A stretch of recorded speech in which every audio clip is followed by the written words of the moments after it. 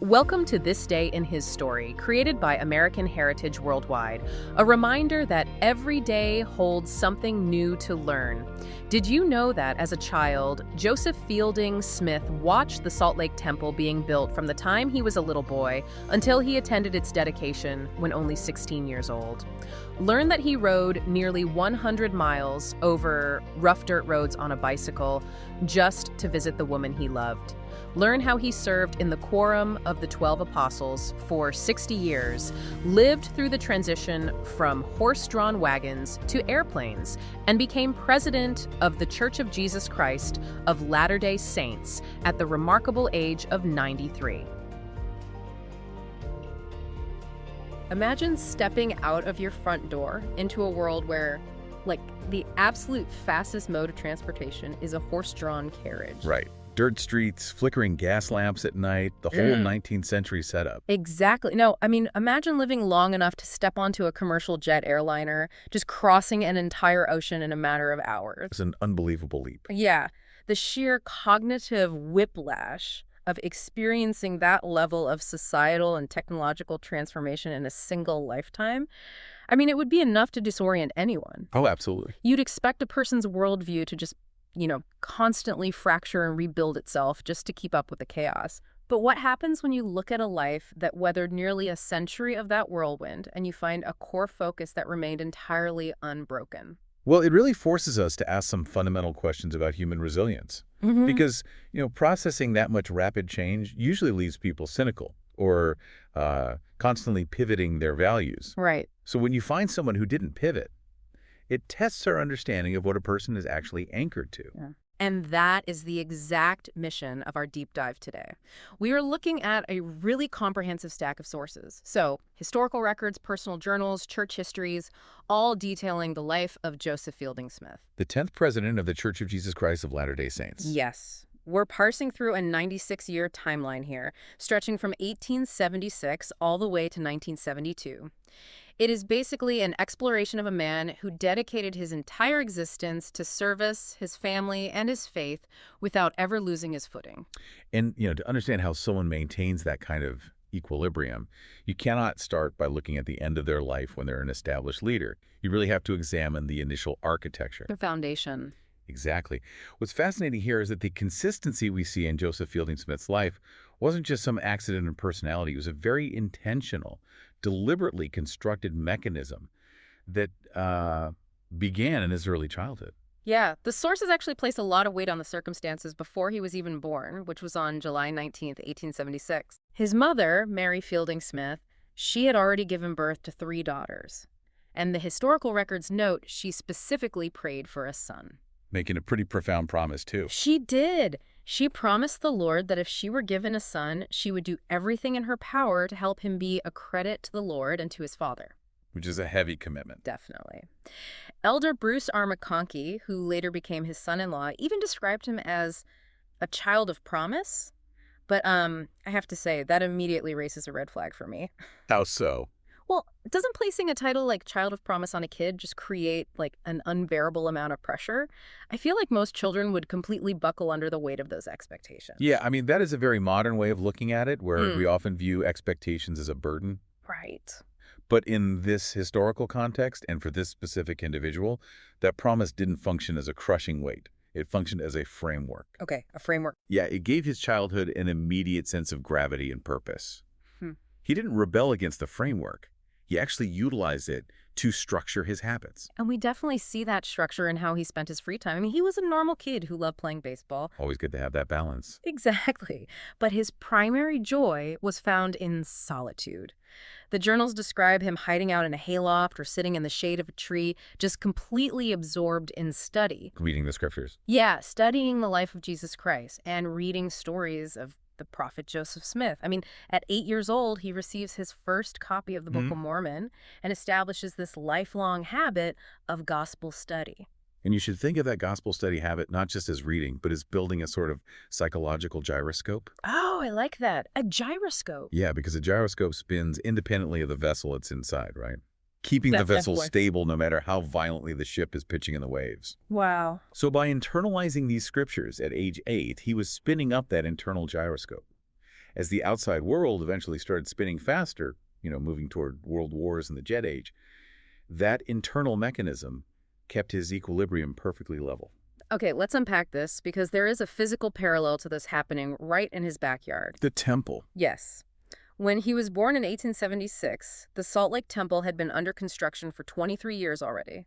Growing up watching the Salt Lake Temple being built is like having a massive, multi-generational cathedral project in your backyard. It really is. He grew up watching these massive, impossibly heavy granite blocks being transported by train cars from the quarry down to the temple site, year after year, block by block. That has to instill a deep sense of patience, right?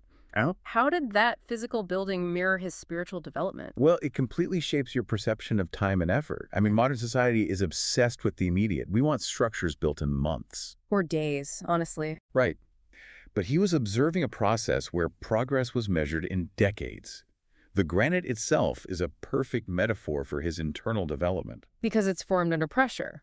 Exactly. Granite is formed under immense pressure over a long period, rendering it essentially immovable. And as a boy, he watched those stones arrive and actually wondered if he would live long enough to see the building finished. Which is such a profound full-circle moment because he did. He attended the first dedicatory session on April 6th, 1893. He did. And then he would later serve as the president of that very temple from 1945 to 1949. It's an incredible timeline. It is, but that brings up an unavoidable tension for me. We see this unshakable granite foundation in his theology and his habits, but how does someone with that much, rigid discipline handle intense human emotion? That's the real question. Because a foundation that solid can sometimes be brittle when it comes to the messy realities of life, romance and heartbreak. Well, that is the ultimate test of any foundation. Right. Does it isolate you from the human experience, or does it give you the capacity to endure it? Let's look at the endurance required just in his courtship. Oh, the bicycle rides. Yes. It's easy to look at a list of titles and dates, but think about this. He falls in love with a young woman named Louis Shirtliff. They eventually marry in the Salt Lake Temple on April 26, 1898. Right. But to see Louis before they were married, Joseph would ride his bicycle 100 miles round trip between Salt Lake and Ogden. Which is no small feat. We are talking about the late 1890s. The physical reality of doing that on a heavy early model bicycle over primitive rutted dirt roads is punishing. It strips away the image of a detached historical figure and shows a young man driven by profound, tangible devotion. It requires a massive amount of physical and emotional stamina.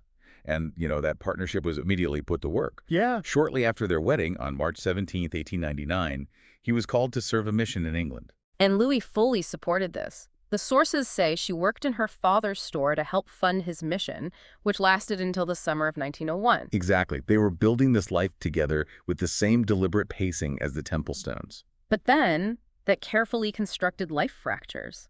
In 1908, Louis contracts a severe illness and passes away. It's heartbreaking. Joseph is a young widower, left to raise two little daughters on his own. I know he later marries Ethel Georgina Reynolds, who also tragically passes from an illness decades later in 1937. But in that specific 1908 period, the devastating loss of Louis is profound.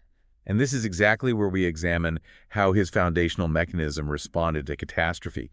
Because in the midst of this intense personal grief, his spiritual and professional responsibilities were accelerating at a staggering pace. The timeline is incredibly compressed here. He is called to the Quorum of the 70 in 1902. Then he is made the assistant church historian in 1906. Yeah. And in April 1910, just a short time after losing his first wife, he is called to the Quorum of the 12 Apostles by his father, President Joseph F. Smith. He is only 33 years old. At 33. Wait, I struggle with this. Losing a spouse, being left with young children, and then being handed a lifelong, massive global leadership role at 33.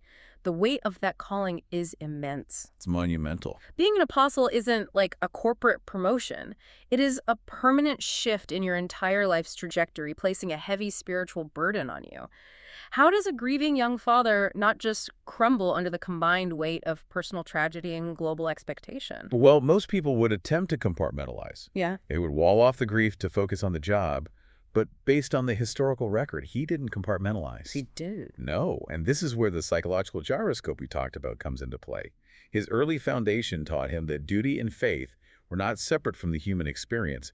They were the scaffolding that held you up when your emotional structures collapsed. Wow. Um, Scaffolding. yeah, he channeled the empathy born from his grief directly into his lifelong duty. The tragedy didn't break his foundation, it actually deepened his capacity to serve others who were hurting. So the calling at 33 actually provided the structural support he needed to keep moving forward. Exactly. And that calling set the stage for an unprecedented tenure. He transitions from being a student of history to the one recording it, and eventually making it. His tenure is almost difficult to comprehend. I mean, he served as the church historian and recorder for nearly half a century. Half a century, from 1921 to 1970. Right. He wasn't merely cataloging old documents, he was actively shaping the institutional memory of a rapidly growing church. There is a moment in the sources that perfectly captures this intersection of recording history and making it. The 1918 vision. Yes. In October 1918, his father, President Joseph F. Smith, dictates a profound vision regarding the redemption of the dead. This vision is now canonized scripture, known today as Doctrine and Covenants, section 138. A huge moment in church history. And the person sitting in the room, acting as the scribe, physically putting pen to paper to record this foundational revelation, is Joseph Fielding Smith. He is acting as the bridge between eras. He was preserving the core theological foundations while concurrently serving for 60 years in the Quorum of the 12 Apostles. 60 years. Yeah, he eventually becomes the acting president of the Quorum in 1950, the president of the Quorum in 1951, and ultimately president of the church in January 1970. With Harold B. Lee and N. Eldon Tanner serving as his counselors. Exactly. And he steps into the role of prophet at 93 years old. 93. Here's where it gets really interesting. The poetic symmetry of his life timeline is just striking. Go back to 1899. He is traveling across England on a horse and carriage as a young missionary. Right. Over 7 decades pass. It is the 1970s. He travels back to England, but now he is flying on a commercial jet. He lands as the prophet to hold the first ever area conference in Manchester. What a contrast. And his core message to the people gathered there, the church becoming a worldwide church. You know, if we connect this to the bigger picture, the ultimate insight here isn't just that he survived a century of technological change. Right, it's bigger than that. It's that he realized preserving history wasn't about looking backward nostalgically. For him, historical consistency was the only way to build a shock absorber for the future. A shock absorber, I like that. Yeah, by maintaining a firm grip on the pioneer roots, the horse and buggy days, he ensured the foundational truths remained safely intact as the church crossed the threshold into the modern jet-setting era. He was the anchor preventing the institution from drifting into cultural amnesia during a period of unprecedented global transition. A shock absorber for the future. That makes the half-century he spent as the historian make complete sense. It wasn't about dusty archives. It was about tethering a rapidly expanding global community to a fixed point. But, looking at 50-year titles and massive worldwide conferences can make a person seem, well, distant. The sources provide a window into the private sphere of his life, and I want to see if the public administrator matches the private patriarch. Well, that is the crucible of character, isn't it? Mm-hmm. It is relatively easy to maintain a stoic, consistent persona on a global stage. It is much, much harder to maintain it at the dinner table. That's so true. Following the loss of his second wife, he married Jessie Ella Evans in 1938. Yes. And the journals and family accounts paint a picture of a deeply warm, blended home. Jessie's mother, Jeanette, actually moved in with them to help care for the children. It was a very full house. Yeah. The kids and grandkids affectionately referred to his wife as Aunt Jessie. She became his constant companion, frequently traveling with him on church tours across Europe until she passed away in 1971. And the historical accounts consistently describe him as a devoted husband, father, and grandfather. The same quiet boy who found joy reading in a hayloft grew into a gentle patriarch who loved reading stories to his grandchildren. Oh, that's beautiful. The deliberate patience he learned, watching the temple stones arrive, directly translated into how he nurtured his family. When you look at these family accounts, it makes you pause and wonder about the quiet, steady presences in your own life. Think about this for a second. Why are loving fathers and grandfathers so important to you? It's a great question. In what ways has your life been shaped by that kind of quiet, steady presence? We often don't realize how much our own equilibrium relies on the fact that someone else in our family simply refuses to be shaken by the chaos of the world. People crave stability, and his colleagues noted that this stability was his defining trait. both in public and in private. Yeah. President Gordon B. Hinckley and President Thomas S. Monson both observed that whether Joseph Fielding Smith was delivering an address to thousands, chatting in a hallway, or offering a personal prayer, his constant plea was always the same. May we be true and faithful to the end. True and faithful. It wasn't just a convenient public quote, it was his entire operating system. He didn't have one set of values for the pulpit and another for his living room.